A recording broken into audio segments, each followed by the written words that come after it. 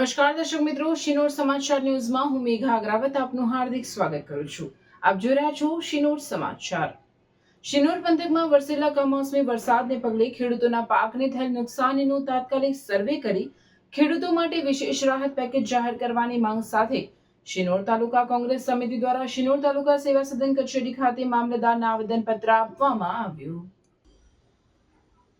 સમગ્ર ગુજરાતભરમાં સાર્વત્રિક કમોસમી વરસાદ વરસ્યો હતો, જેમાં શિનોર તાલુકાનો પણ સમાવેશ થાય છે। ત્યારે કમોસમી વરસાદને કારણે ખેડૂતોના પાકને થયેલ નુકસાનીનું સર્વે કરી તાત્કાલિક ખેડૂતો માટે વિશેષ રાહત પેકેજ આપવાની માંગ સાથે શિનોર તાલુકા કોંગ્રેસ સમિતિ દ્વારા શિનોર તાલુકા સેવા સદન કચેરી ખાતે પહોંચી શિનોર મામલતદારને આવેદનપત્ર આપી રજૂઆત કરવામાં આવી હતી, જેમાં શિનોર કરજણ તાલુકા કોંગ્રેસ સમિતિ પ્રમુખ અમુલભાઈ પટેલ, પિન્ટુભાઈ પટેલ તેમજ પૂર્વ શિનોર તાલુકા કોંગ્રેસ સમિતિ પ્રમુખ ભૂપેન્દ્રભાઈ પટેલ, મયુરભાઈ પટેલ સહિત કોંગ્રેસના હોદ્દેદારો, આગેવાનો સાથે કાર્યકર્તાઓ ઉપસ્થિત રહ્યા હતા। રિપોર્ટર જેશલ વસાવા, શિનોર સમાચાર ન્યૂઝ, શિનોર।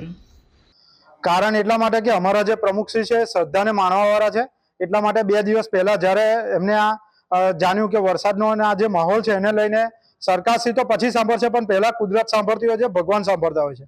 એટલા માટે પોતે ચાલતા જઈ અને વરતાલ બધા લઈને આવ્યા હતા કે વહેલામાં વહેલી તકે આ ખેડૂતોને જે અત્યાર સુધીને મળ્યું નથી એના માટે વહેલામાં વહેલી રાહત મળે, એના માટે અત્યારે 2 દિવસ પછી આવ્યા પછી એમને આવેદનપત્ર આપ્યું છે।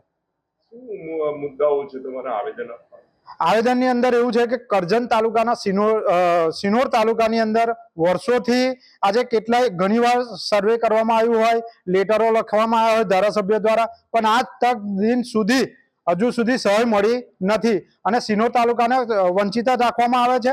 સહાયના નામે ખાલી બહેલાવવામાં આવે છે અને ખેડૂતોને ઉલ્લુ બનાવવાની વાત કરવામાં આવે છે સરકાર દ્વારા। શું માંગ છે કે કેવી રીતના વળતર? અત્યારે જે કપાસ છે, દિવેલા છે કે શાકભાજી હોય, અહીંયા જે પણ પાક થાય છે એની અંદર રાહત ખરેખર માઠું પડ્યું છે અને 100% સરકાર જાતે કહેતી હોય કે વરસાદ પડ્યો છે તો દરેક ખેડૂતોની માંગ છે કે મળવું જોઈએ અને ખરેખર તો દેવું માફ કરવું જોઈએ। જો સર્વે કરવાની વાત કરતી હોય સરકાર તો ઉદ્યોગપતિના દેવા સર્વે કરાવીને માફ કરવામાં આવ્યા હતા, ખેડૂતોનું આવે છે ત્યારે સર્વે કરવાની વાત કરે છે।